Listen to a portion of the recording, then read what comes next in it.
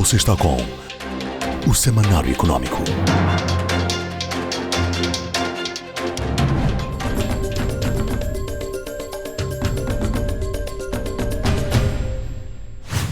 E vamos então ao tema de fundo da presente edição do Semanário Econômico. Como é sabido e é de seu conhecimento, certamente, Moçambique possui uma base diversificada de recursos naturais, agrícolas, energéticos, entre os naturais com realce para os minerais, os florestais, os marítimos e, inclusive, se falarmos em termos mais atuais, podemos alistar os considerados minerais estratégicos ou os minerais críticos que têm sido alvo da grande cobiça que neste momento configura o setor energético e industrial à escala global. Contudo, no caso de Moçambique, uma parte significativa destes recursos continua a ser exportada de uma forma bruta, situação que tem estado também no centro do debate econômico atual. O governo do dia sinaliza a intenção de querer mudar este paradigma para que Moçambique possa, em certa medida, começar também a ser transformador e agregador de valor dos seus recursos minerais. A intenção parece-nos oportuna e irrelevante, contudo, trata-se de uma questão não tão simples, de uma simples virar de página. Há desafios não negligenciáveis a considerar nesse processo de mudança desse paradigma que tem estado a caracterizar a economia de Moçambique, numa altura, e vale a pena fazer este realce, numa altura em que o país também envereda por um caminho, sinaliza um caminho da sua industrialização que deverá, nesse sentido, começar pela própria transformação local dos seus recursos. Para analisarmos esta conjuntura, está conosco o engenheiro Silvino Moreno, antigo ministro da Indústria e Comércio e que ao longo do anterior executivo liderou e tutelou diferentes iniciativas, quer neste âmbito da transformação local, quer também na questão da industrialização. Esta é, de resto, uma área de conhecimento e de estudo do engenheiro Silvino Moreno, por isso temos aqui para analisarmos esta situação e vermos que possibilidades reais Moçambique tem de enverdar por esta via de uma forma eficiente e sustentável. Engenheiro Moreno, Silvino Moreno, desculpa, muito obrigado por ter aceito vir ao Semanário Econômico e analisarmos este tema que está no topo da nossa pauta editorial. Gostava de começar por lhe perguntar precisamente, tendo em conta aquilo que tem estado a acompanhar nos últimos tempos, o que é que Moçambique precisa mudar para que o país deixe de ser predominantemente uma economia exportadora de matéria-prima e se afirme como uma economia efetivamente transformadora dos seus próprios recursos? Muito obrigado, Dr. João Carlos. Permita-me, antes, cumprimentar aos telespectadores e agradecer a oportunidade que me concede para estar neste seu programa já consolidado. João, há três coisas essenciais que devem mudar. A primeira é que o país precisa de continuar a criar instrumentos jurídicos fortes para implementar políticas que proíbam a exportação da matéria-prima. O governo já iniciou isto, portanto, as recentes leis aprovadas, sobretudo a lei de Minas, ela já indica num dos seus artigos, creio que o artigo 39, literalmente isto, que todos os recursos minerais extraídos do território nacional devem ser processados no país. Portanto, é um bom ponto de partida. e acredito que a regulamentação desta lei vai poder ser um pouco mais específica de colocar os pontos nos is, como se diz na gíria popular. Mas este é, do ponto de vista jurídico, a principal ação que deve ocorrer em todas as áreas. Portanto, começamos agora com os minerais e repare, nesta lei de Minas, portanto, ainda há uma secção, portanto, os artigos 69 a 76, que fala exatamente sobre o processamento de minérios. Portanto, vai se regulamentar, mas é um ponto de partida para que possamos olhar para isto da forma como deve ser. E este tipo de leis devem ser feitas para todos os recursos que nós temos. Portanto, aqui a falar dos recursos agrários, refiro-me aos agrícolas, aos piscícolas, aos florestais, etc, etc. Portanto, é preciso que se faça uma regulamentação que proíba a exportação em bruto e que fique claro que não é permitida a exportação, portanto, daquilo que nós vamos considerar matéria-prima para a nossa indústria. Segundo, é preciso que o setor privado olhe para a indústria como uma atividade que pode fazer crescer os seus negócios. Nós temos atualmente, portanto, um censo que foi feito, e penso que ainda está ainda em curso de concluir-se daqui a, se calhar, mais uns 2 ou 3 meses. Nós temos cerca de 8 mil empresas na área industrial. Portanto, são empresas maioritariamente de pequena dimensão. Há as micros que não têm um significado muito pequeno, mas as indústrias de pequena dimensão temos cerca de 8 mil no país neste momento, e é necessário que os nossos empresários olhem para a indústria como uma atividade rentável. Evidentemente as margens são pequenas na indústria, não é como o comércio. É preciso que eles olhem para isso. E terceiro, a par de legislar, portanto, a proibição da exportação da matéria-prima, é preciso que se crie um ambiente favorável para a atividade industrial. E esse ambiente favorável pode ser, portanto, em forma de incentivos específicos, que podem incluir isenções e taxas abonatórias em impostos e até em serviços. Portanto, nós temos, por exemplo, um preço de energia, a corrente atual não é preço de energia para a indústria. A indústria precisa de preços de energia um pouco muito mais baixos. E temos a questão dos combustíveis, por exemplo, as indústrias que não têm acesso à rede de energia, portanto, elas usam combustível e devia haver, portanto, preços bonificados de combustível para os geradores que estão na zona rural, onde temos também pequenas indústrias. Portanto, estas são, na realidade, as principais ações que devem acontecer de imediato para que possamos olhar para a indústria como uma atividade que pode efetivamente ser desenvolvida e sem grandes problemas para o nosso país.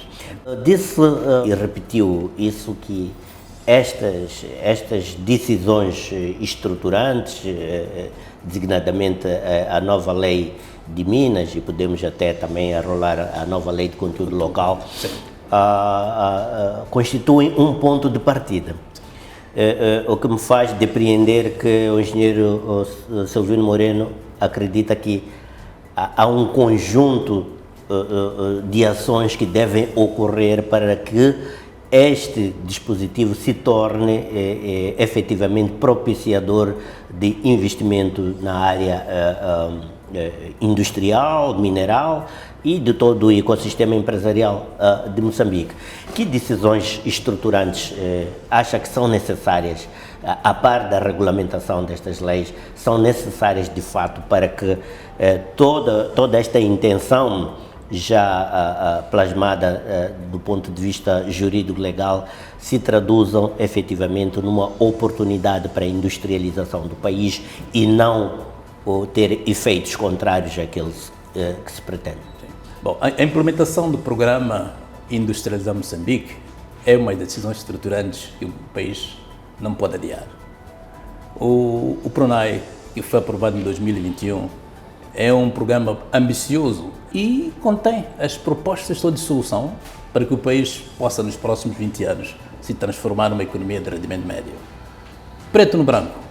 Felizmente, a ENDE, que foi aprovada o ano passado, também olha para a indústria como o pilar fundamental do modelo de desenvolvimento.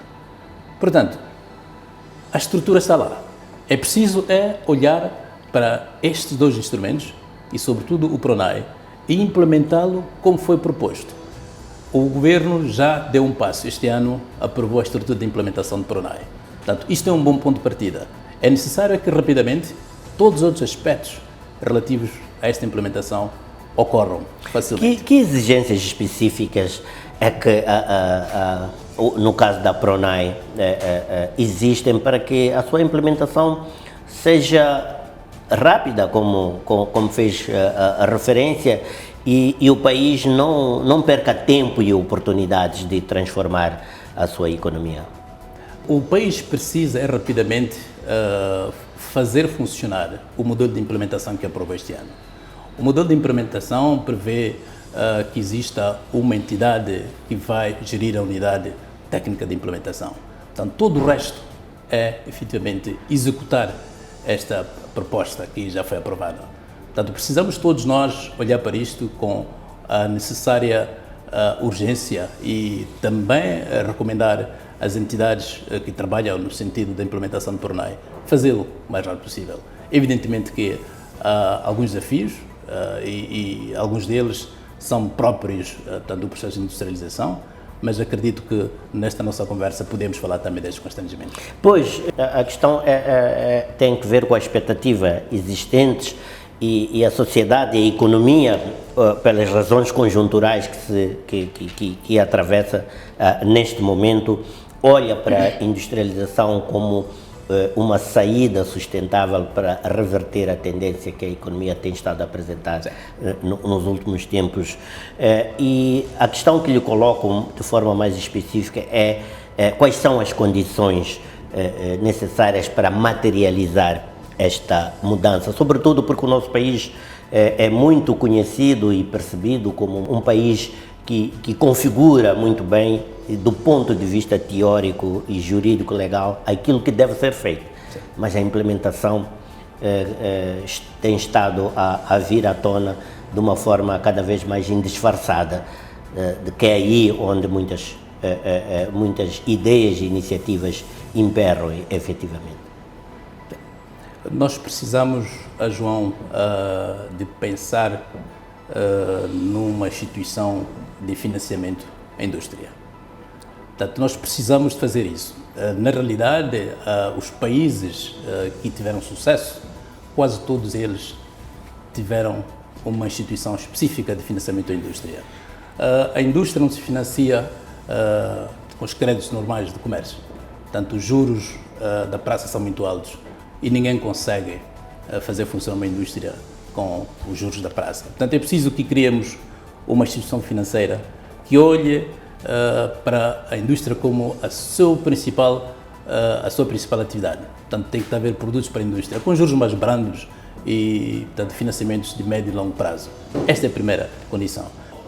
Há países que criaram entidades, chama-se IDC, Industrial Development Corporation, digamos em português poderia ser a Corporação para o Desenvolvimento Industrial, e tiveram sucesso porque essas entidades podem facilmente conseguir financiamentos, podem conseguir fundos de investimento, podem conseguir capital de risco, que são os instrumentos que são mais usados, de facto, para a indústria. Na realidade, a minha expectativa é que com a criação do Banco de Desenvolvimento, ele possua uma carteira de produtos específicos para a industrialização e poderão eventualmente ser um embrião para um IDC moçambicano. Portanto, nós precisamos de ter acesso ao financiamento. As empresas industriais ou aquelas que quiserem se implantar têm que ter capacidade de ir à banca e buscar dinheiro que não seja caro. O dinheiro para médio e longo prazo e a juros mais brandos. Portanto, esta pode ser um grande incentivo para que os empresários, o setor empresarial, o setor privado possa entrar para a indústria. O desafio grande é o investimento. Portanto, a indústria não se faz, a indústria é uma atividade de capital. Portanto, é preciso dinheiro para poder fazer indústria. Havendo disponibilidade de capital, vamos supor que esta questão possa estar num cenário ótimo, ultrapassado. Contudo, o nosso país é um país muito diverso do ponto de vista, abençoado do ponto de vista de recursos. E muitas vezes fica-se com a sensação de que não se sabe o que priorizar, por onde começar. o que deve vir primeiro, o que deve vir a montante e a jusante de cada cadeia, como estabelecer cadeias de valor. Não me parece que esta situação esteja muito clara, o que cria também alguma dificuldade aos agentes econômicos nas suas avaliações e priorização de investimentos. Na sua opinião, Silvino Moreno, como escolher prioridades e construir cadeias de valor para que realmente esta transformação comece a ocorrer efetivamente? Bom, devemos começar definitivamente no agroprocessamento. O país precisa de produzir comida para a sua população. É aquele conceito da teoria da pirâmide de Maslow. Portanto, nós não podemos continuar com problemas de alimentar a população. Portanto, o agroprocessamento é uma atividade que pode nos fazer chegar lá. Devemos, sem demora, portanto, limitar a exportação de matérias-primas para o agroprocessamento e implantar pequenas indústrias para o processamento de cereais. Portanto, nós temos, por exemplo, na Zambésia, muita produção de arroz que se perde e outro que é processado, mas não tem a qualidade comercial necessária. Portanto, precisamos trazer pequenas indústrias para esta atividade. Portanto, agroprocessamento é aquela atividade para a qual nós temos que começar a olhar com muito mais atenção. Se calhar a prioridade número 1, portanto, produzir comida para alimentar a população. Mas a par disso, é preciso olhar também para a questão da formação profissional e industrialização. Portanto, nós ficamos com a indústria a degradar-se. Hoje, os processos de produção são influenciados pelas tecnologias de informação. Há poucas escolas que têm seus equipamentos de aprendizagem, portanto, no novo modelo. É preciso investir na área de formação. Portanto, hoje não faz sentido fazer um curso de torneios mecânicos como se fazia no tempo que eu teve na escola. Portanto, tudo manual, não. Portanto, a tecnologia de informação tem que estar lá. Portanto, nós temos que olhar para o ensino técnico profissional de forma diferente. Trazer para as escolas equipamento com forte incorporação das tecnologias de informação, automação, as robóticas, etc, etc. Portanto, estas duas coisas têm que acontecer. Portanto, é preciso olhar para o setor técnico, para a área de formação e começar a implementar cursos que tenham as robóticas e ensinem os nossos estudantes a estarem como devem estar no mundo de hoje. Pois, no setor mineral, não sei se queria indicar um outro setor que possa vir na hierarquia das prioridades, mas o setor mineral tem estado, por razões evidentes, tem estado no centro das atenções sobre esta necessidade de transformação e produção local das matérias-primas. Muito deste investimento é um investimento direto estrangeiro que flui para estes locais. A atual configuração normativa legal é um incentivo ou pode representar um desincentivo ao investimento direto estrangeiro no setor mineral? E como efetivamente transformar localmente a matéria-prima? Basta a lei dizer é preciso transformar a matéria-prima localmente? O investidor pode, por exemplo, perguntar: eu quero uma estrada ali, eu quero energia com esta qualidade, e eu quero acesso a esta e aquela infraestrutura logística. Estou aqui a supor. Portanto, as limitações que podem esbarrar os próprios quadros normativos para a transformação local dos recursos minerais. É tudo à volta, João, da capacidade de investimento. Portanto, a transformação dos minérios requer investimentos altos em equipamento, para além da própria tecnologia. E aqui, efetivamente, a lei está lá, mas se não tivermos uma fonte para financiamento para a implantação dessas unidades, sobretudo para o setor privado nacional, teremos muitas dificuldades de fazê-lo como deve ser. E é preciso também que portanto, o setor privado, a abraçar esta atividade, esteja atento às tendências do mundo. Portanto, os minérios hoje são uma commodity. A variação dos preços acontece quase todos os dias. É preciso investir, mas também estar ligado aos mercados. Portanto, o desafio inicial o primário, digamos, é capacidade de investir. Portanto, tem que haver dinheiro. Os empresários ou o setor privado têm que ter acesso ao financiamento para poder entrar nestes negócios.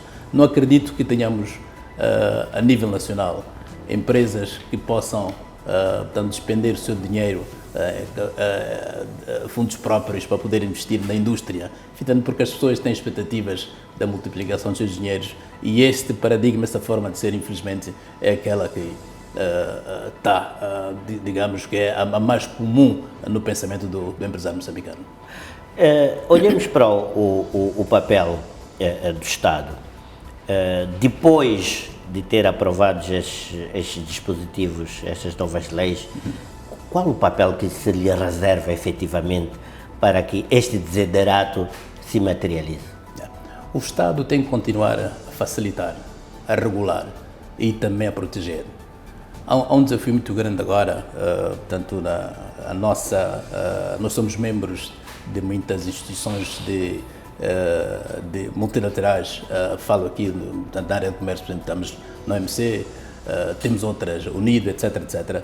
E estas podem ser um entrave à implementação, por exemplo, do protecionismo das nossas empresas industriais.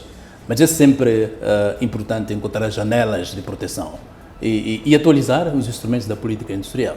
Portanto, isto é que é importante. É preciso que a cada momento estejamos atentos qual é a tendência do mundo para com cada uma das instituições onde nós estamos filiados e encontrar brechas. Todos os países fazem isso. Portanto, o protecionismo não é proibido, mas é preciso que seja feito dentro dos limites que são permitidos, portanto, nas instituições que nós somos membros.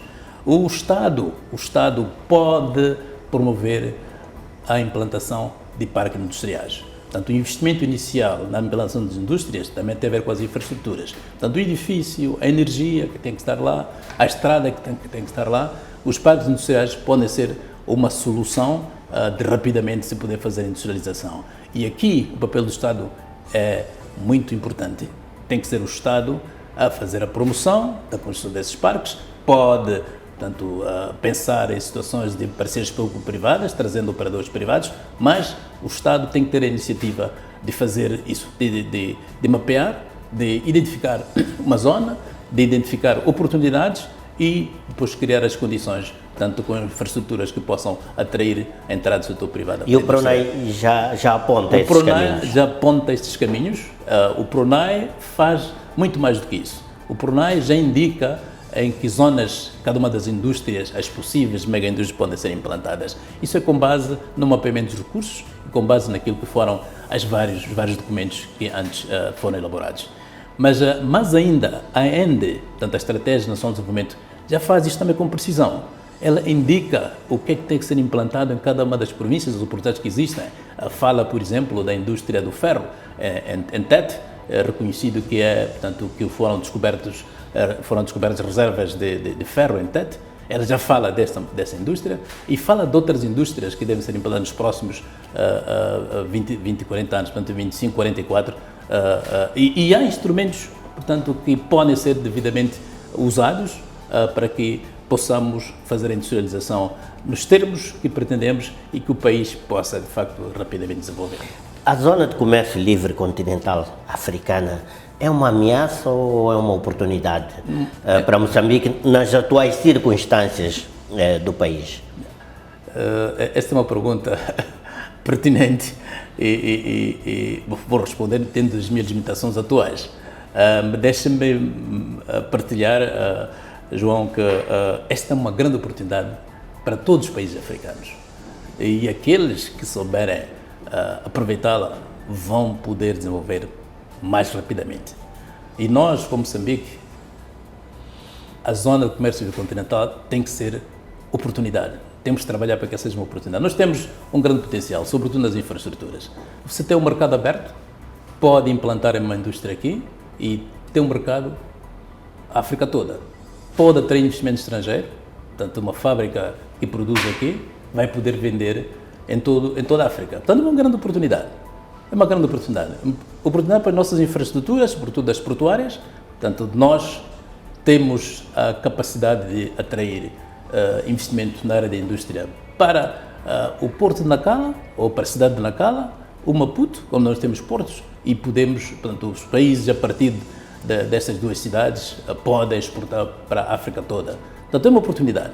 O que é preciso é que o setor privado deve conhecer, deve olhar para isso e buscar a forma de atuação e também encontrar as parcerias necessárias para que rapidamente possam entrar para o mercado africano. Portanto, em suma, é uma oportunidade. Bom, queria mesmo concluir aproveitando a deixa que me fez relativamente ao papel do setor privado. Quando olho para o setor privado, vejo aspectos como competitividade, qualidade e mercados. Ficou claro ao longo da nossa conversa que produzir localmente é importante, mas não basta. Os produtos nacionais precisam de ter preferência dos consumidores, precisam ter preferência do mercado, precisam ter escala, preços competitivos, certificação, e para além de todos os aspectos à volta dos acessos aos mercados regionais, continentais e até internacionais. Silvino Moreno, o que é necessário para que a marca feita em Moçambique ou made in Moçambique represente realmente confiança, consistência e capacidade de competir no mercado mesmo regional ou continental? Efetivamente, os consumidores atuais, mas isto é por causa da sua capacidade de obter informação, são muito exigentes. O acesso à tecnologia de informação criou consumidores que pretendem que os seus fornecedores locais tenham produtos de qualidade e que os produtos sejam e serviços sejam de classe mundial. Isso a todos os níveis. Por isso, as nossas empresas, sobretudo as industriais, devem ter produtos e serviços de qualidade. E para isto aconteça, elas devem primeiro adotar as novas tecnologias. É preciso adotar as novas tecnologias. Portanto, pensar numa produção, mas que ela esteja dentro dos padrões aceitos a nível mundial. Portanto, não, hoje em dia não vale a pena pensar que se produz, por exemplo, uma garrafa como produzimos na vidreira. Aliás, deixa-me aproveitar e contar esse episódio da vidreira. Portanto, a vidreira fechou porque o produto que era fabricado na vidreira não tinha a qualidade necessária e também tinha um preço alto. E porquê? Porque o processo era totalmente manual. Portanto, a sílica era fundida e operários, enorme quantidade, ou um número muito grande de operários, iam cada um buscar um pedaço da sílica derretida, colocar num potezinho para produzir a garrafa, produzir o copo. O acabamento era, digamos, medíocre e o produto já não tinha qualidade. Porquê? Já estávamos na altura a receber muito produto de fora, portanto, copos com qualidade, como este que temos aqui na mesa, e ninguém comprava aquele produto. Me lembro, portanto, no ano que as cervejas de Moçambique, portanto, pela via da privatização, compraram a 2M, portanto, eles simplesmente recusaram-se a comprar a garrafa que era produzida na vidreira, porque para além da qualidade que não havia lá, porque o processo de produção era totalmente manual, era muito mais caro que trazer lá do Quênia. E aí a indústria foi embora. Portanto, a adoção de novas tecnologias é importante. Os processos de produção têm que ser feitos com as novas tendências, portanto, totalmente automatizado, processos de acabamento controlados. Segundo, é preciso certificar os processos, produtos e serviços e mantê-los sempre atualizados. Portanto, as exigências do mundo são sempre maiores, é preciso que os industriais estejam atentos a essas novas tendências e têm que fazer essa certificação. Portanto, o INOC e outras instituições que têm que ser criadas têm que funcionar. Portanto, este é o segundo aspecto. O terceiro, e último e não menos importante, é a formação dos técnicos. É preciso atualizá-los nos novos métodos de produção, novos métodos de acesso aos mercados, portanto, é o conhecimento das exigências que tem, por exemplo, esta zona de comércio livre continental africano. É importante que os empresários saibam que os técnicos saibam o que é preciso fazer para ter acesso ao mercado, que tipo de sinergias se deve fazer com outras empresas que estejam totalmente a atuar nestes mercados. E isto tem que ser feito também, João, é preciso participar nos fora de negócio, o fórum de negócios, os fóruns de investimento, as conferências internacionais, não são apenas para estar lá, são oportunidades que as empresas têm para atualizar a sua mão de obra, os seus trabalhadores. São oportunidades que têm para conhecer os vários acordos que vão mudando cada dia. Portanto, a pressão, a geopolítica muda quase todos os dias, a tendência dos países muda. É preciso que as empresas, sobretudo as industriais, olhem para isto como oportunidades e obrigação da forma de estar para poderem ter as suas empresas competitivas. Em relação ao Made de Moçambique, percebi há um mês ou 2 meses que há um processo de revisão. Aquilo que nós precisamos é preciso melhorar os critérios de atribuição da marca. Portanto, e primeiro distinguir o Made de Moçambique para produtos e o Made in Moçambique para serviços. Hoje fazemos isso de forma bastante, a palavra não é mais correta, mas é real, de forma promíscua. E às vezes não conseguimos distinguir o que queríamos com o Made in Moçambique. Mas há um processo de revisão, acredito que ele vai funcionar para que, portanto, esta marca Made in Moçambique de facto aconteça. Mas para já, a minha primeira apreciação é que precisamos distinguir isto. Portanto, um produto feito em Moçambique, Made in Moçambique, a sua certificação, a sua atribuição do selo tem que ser diferente da atribuição de um serviço que é prestado e Made in Moçambique. E mais do que isso, temos que nos habituar a usar o nosso Instituto de Propriedade Industrial. Que está aí, temos que registrar as marcas e também fazer valer que elas sejam conhecidas a nível mundial. Nós, Moçambique, através do Instituto de Propriedade Industrial, somos membros de várias instituições que controlam a qualidade, que protegem as marcas a nível do mundo. Então, temos que aproveitar, temos que fazer uso deste Instituto. As indústrias têm que registrar as suas marcas, têm que protegê-las, mas têm também que atualizar os seus processos de produção, olhar para a qualidade não como um custo, mas como uma oportunidade para crescimento. Silvino Moreno, muito obrigado por estar aqui no Semanário Econômico e partilhar a sua leitura de um tema que é, na verdade, tão vasto quanto profundo. Do nosso lado, não fossem as limitações de tempo, gostaríamos de continuar, mas acredito que teremos outras linhas para explorar no específico algumas das questões que trouxe aqui à superfície, e queria lhe agradecer mais uma vez pela sua participação aqui no Semanário Econômico.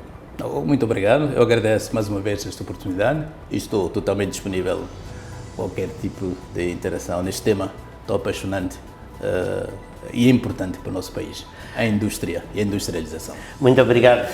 Silvino Moreno foi o nosso convidado de referência para a presente edição do Semanário Econômico. Conforme teve a oportunidade de acompanhar, estivemos a analisar um aspecto que neste momento é candente no processo econômico do país, o equivalente a dizer a transformação local dos recursos naturais de Moçambique e o que isso representa para a consequente ou subsequente transformação da estrutura da economia de Moçambique no seu todo. Este foi o tema de fundo da presente edição do Semanário Econômico. Vai agora para um breve intervalo, nós retomamos a escalada informativa logo a seguir. Não saia daí e até já. Você está com o Semanário Econômico.